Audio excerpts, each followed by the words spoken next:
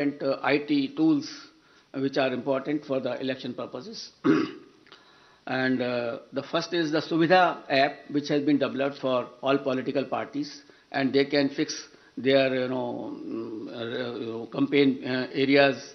They can ask for the grounds through that app. They need not to require to go to any place to the DO's office, or there is an app on which they can directly apply. And the PWD app is also there for the person with disabilities, and definitely they can ask for the wheelchair, the free transport facility, and other whichever facility they require, so that they can facilitate their movement to the polling stations.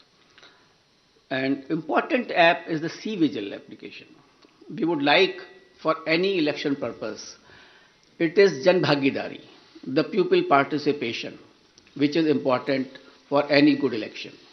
Therefore, the C-Vigil app should be used by all persons, general public, the voters, and that particular app can be downloaded, and any incident of violation of MCC, distribution of freebies, distribution of money can be uploaded on that. You just take a picture, click it, send it. And within 100 minutes, the Election Commission of India's officer will definitely reach to that place, because automatically latitude and longitude are available with us on that particular thing. So C-Vigil is a tool which empowers the public to clean the system. And we request and we earnestly request the persons that they should use this C-Vigil app. And it has been used also by some of the states where very good results had come to us. And by this methodology, even the candidates, the political parties and ECI will have a complete control that where is the freebies distribution or the defacement of the property of anything like that, or a violation of MCC, that will come immediately to our notice, and action will be taken accordingly. The model of conduct of court, the MCC, comes into effect immediately from the announcement of schedule. Commission had made elaborate arrangement for ensuring the effective implementation of MCC guidelines, and any violation of these guidelines would be strictly dealt with. I also like to mention about the sweep activities. Friends, sweep initiatives, that is the systematic voters education program which we have, is a very important program through which we reach to the voters, and we want voters to be aware about their rights. Voters should be aware about the polling booth safeties. The voter should know how to how to go to the polling stations, how to cast their vote, how to use EVM. So this is the basic thing, and how to increase the participation of the voters. That is a very big thing before us.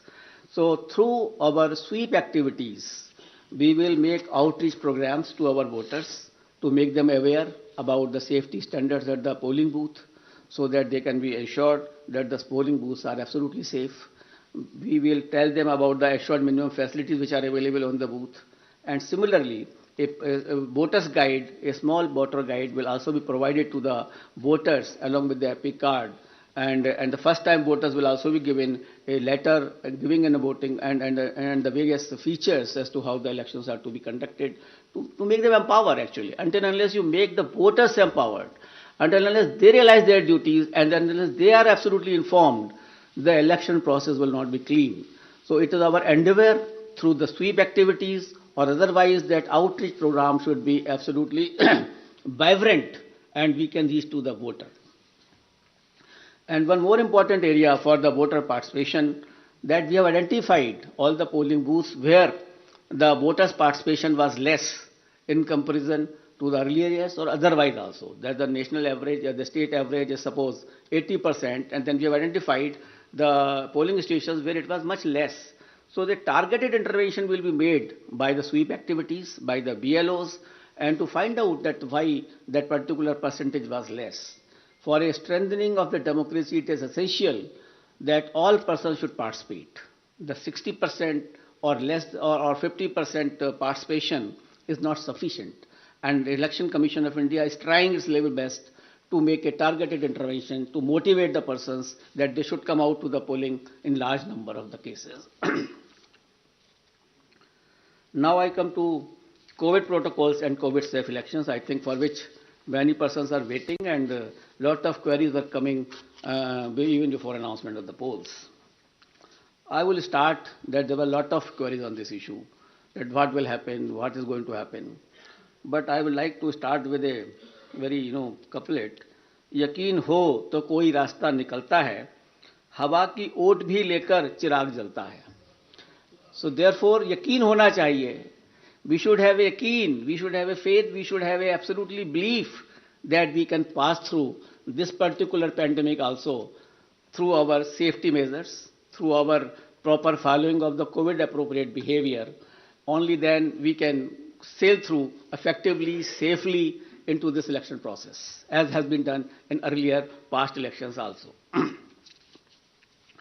The decision to go ahead with scheduled elections was taken after much deliberation, discussions, and careful analysis of the ever dynamic situation. The situation is very dynamic. It is not static. Nobody can predict. Nobody could have predicted earlier also, a month before. So the situation is very, very dynamic. Let me go back to the Constitution of India on this issue. Article 172(1) states clearly that every legislative assembly of every state, unless sooner dissolved, shall continue for 5 years, and no longer. So the period of any constituency is only up to 5 years and no longer. Any postponement of the assembly may result in a situation which denies people of that state the right to elect an accountable government of their choice. The government will have to be of their choice. It is a democratic process. Democracy forms part of the basic structure of the Constitution, and holding of timely election is the essence of maintaining democratic governance, and this task has been given to the Election Commission of India to hold timely elections. Commission has directed that all central state government officials deployed for election duty shall be doubly vaccinated. So all the officials who will be on the election duty will be doubly vaccinated. On the recommendation of the ECI, the Union Health Ministry has issued orders on 8 February 2021 that all election officials and employees will be treated as a frontline workers, and all eligible officials shall be given a precautionary booster dose accordingly. So these persons will also be given a booster dose, the precautionary dose also. With this, all polling officials who are on the poll duty will be fully safe. So I have spoken